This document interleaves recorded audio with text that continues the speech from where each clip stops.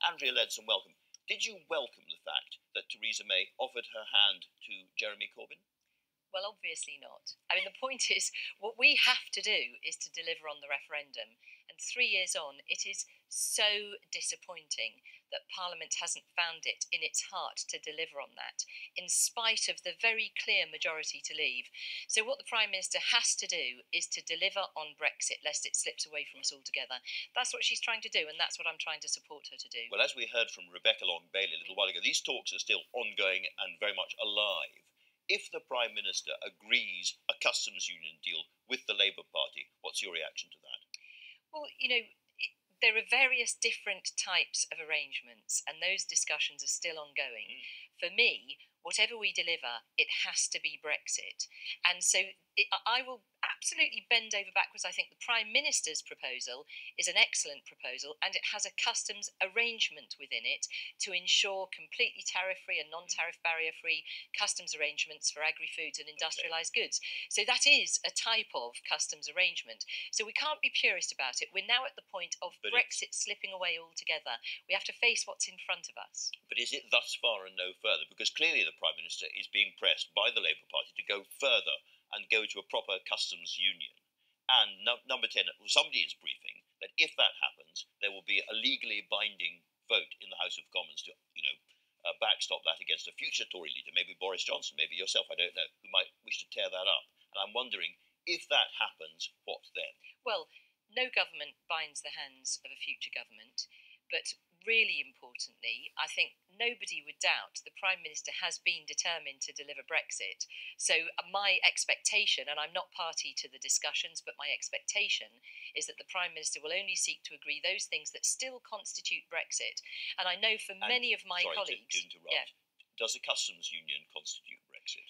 As I was trying to explain earlier, it depends on what that means. So there is a customs arrangement in the Prime Minister's deal, which I have supported every time.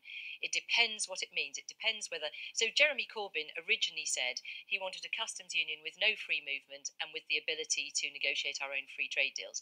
That was his policy. Now that's what Prime Ministers' own customs arrangement offers. So then that begs the question, so why aren't Labour supporting it? And then you get back to the issue that there is a huge amount of party politics involved here. We have a hung parliament.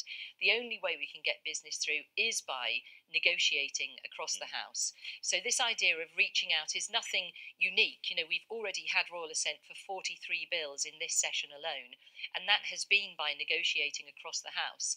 So through gritted teeth, on this occasion, we are also going to have to listen carefully to what the Labour front bench has to say, in spite of disagreeing with them on almost everything. And by doing that, you acknowledge, do you, that you're giving Jeremy Corbyn a new platform and a great new opportunity?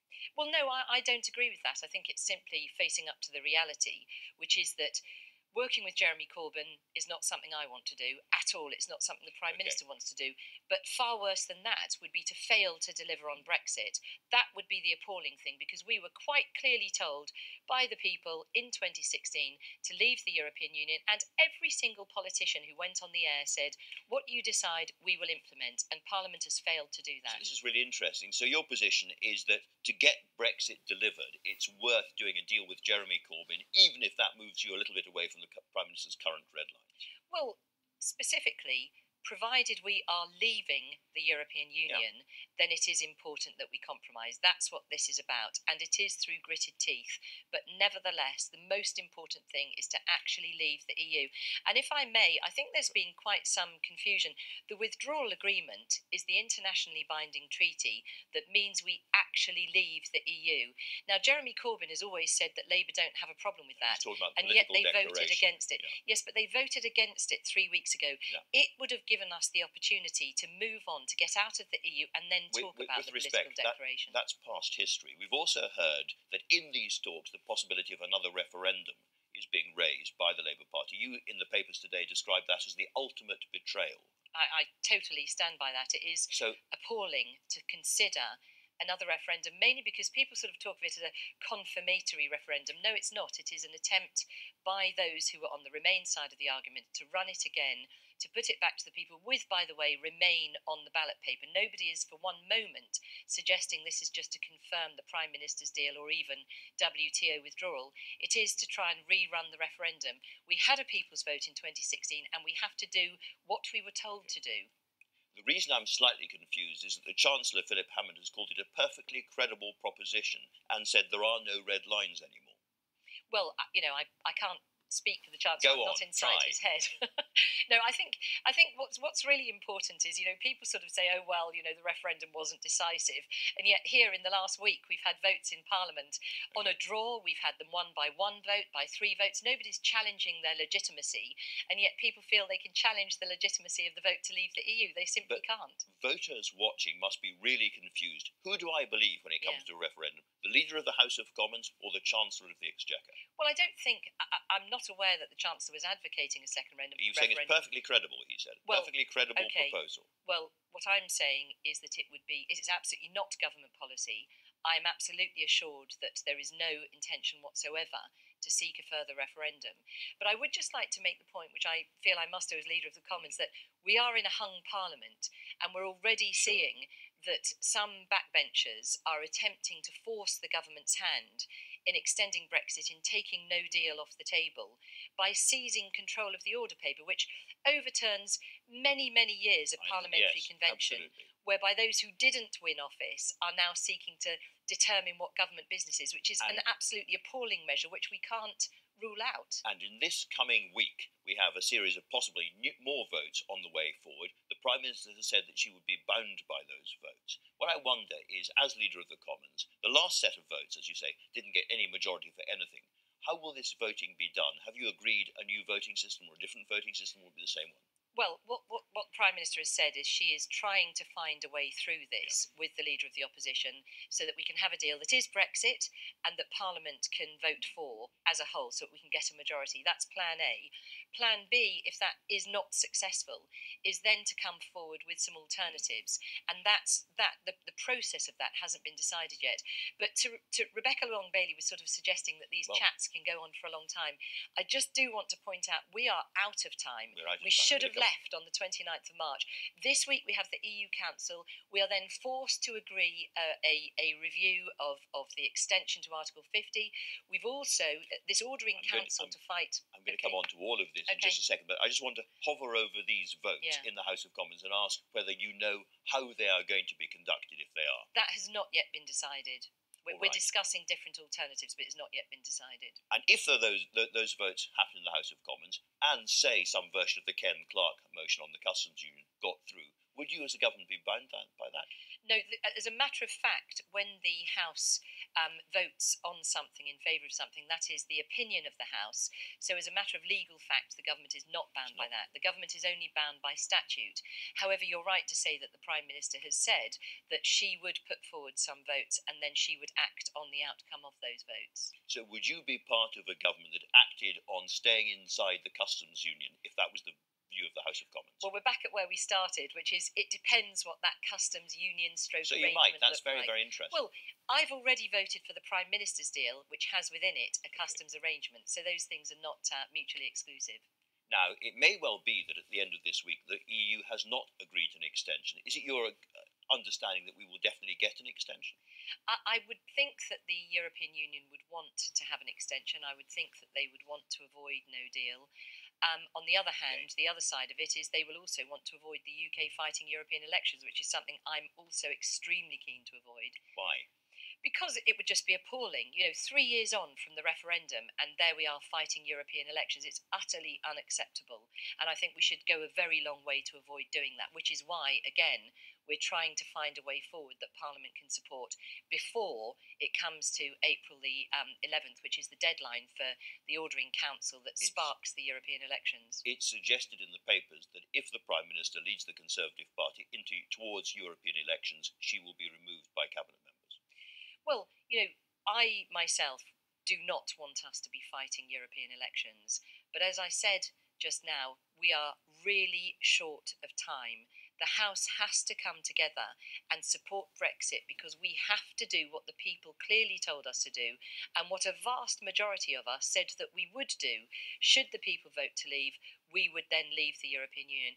We have to do that. So I do not, under any circumstances, want to be fighting European elections. But the reality of the parliamentary arithmetic is that if Parliament does not support leaving, then Parliament is highly likely to require the Prime Minister, in primary legislation, to extend the Article 50 to such a point where we have to fight the elections. Well, the other alternative, which might happen right at the end of this week in Parliament, is faced with leaving with no deal. If we don't get to the extension, we've got the choice of leaving with no deal or revoking Article 50. Which of those would be the worst option for you? Revoking Article 50. So you would never support that? Never, no. Okay, and yet that takes us towards no deal, which, as I say again, could happen at the end of this week. And actually, I would just say, my very good colleague Chris Heaton-Harris wrote in the Telegraph yesterday about no deal. He was the no deal minister until he resigned last week. The efforts of the civil service have been superb in preparing us for no deal. Now, we don't want that. It's absolutely not what we wanted. And yet, despite their efforts, the head of the civil service, Marr, said this week that it would threaten the security and safety of the United Kingdom. It would dislocate the Union.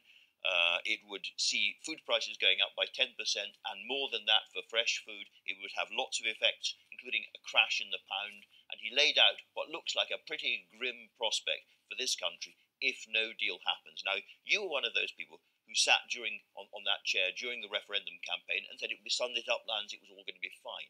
What do you now think when you contemplate what's ahead of us?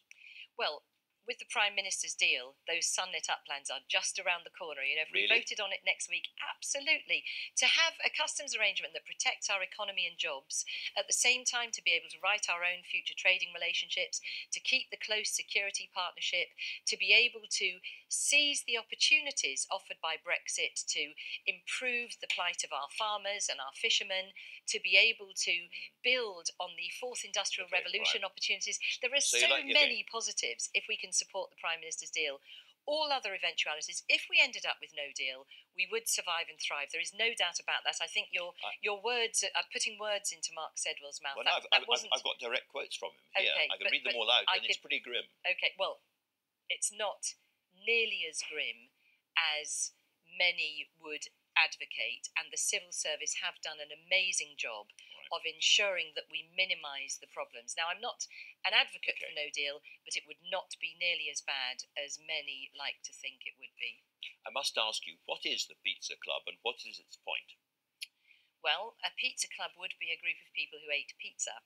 But, this is... What's your pizza club? Well, it's not really a pizza club. We happen to have some pizza once as a group of cabinet ministers who are supporting the Prime Minister's efforts to leave the European Union. But you've got cabinet. Why do you need another group? Well, because cabinet is quite a large number of people, and there's very time constrained, and so on and so on. So what this particular group seeks to do is to support. So what kind of things do you talk about? Well, it's a private meeting of colleagues, and it talks about different things at different times. But ultimately, it's there to help the Prime Minister to deliver Brexit.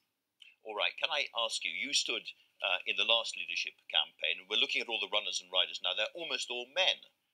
Are you tempted to throw your hat in the ring one more time? You came second last time, Well, I'll be thinking about that when the time comes. But for now, I'm supporting the Prime Minister to get Brexit through. That's the absolute priority. And what did you learn from the experience last time round? I think it's the Girl Guide thing of be prepared. You weren't properly prepared? Well, the fact is I was really disappointed that David Cameron resigned. He had said that he wouldn't. And I think that all of those who'd been very, very closely tied up in trying to support the Leave campaign had not had any thought about anything else. So yeah, I don't think many people were prepared for that. I don't think you would say now that the Brexit process has been what you hoped for and expected. What do you think's gone wrong in that? I just don't find any merit in hindsight. Obviously, privately, I go through and look at what could have been done differently, but politics is really the art of dealing with what's in front of you. And right now, the total imperative is to make sure that we leave the EU. And we have to do it, in my view, before we're forced to fight the European elections. Andrea Leadsom, thanks very much.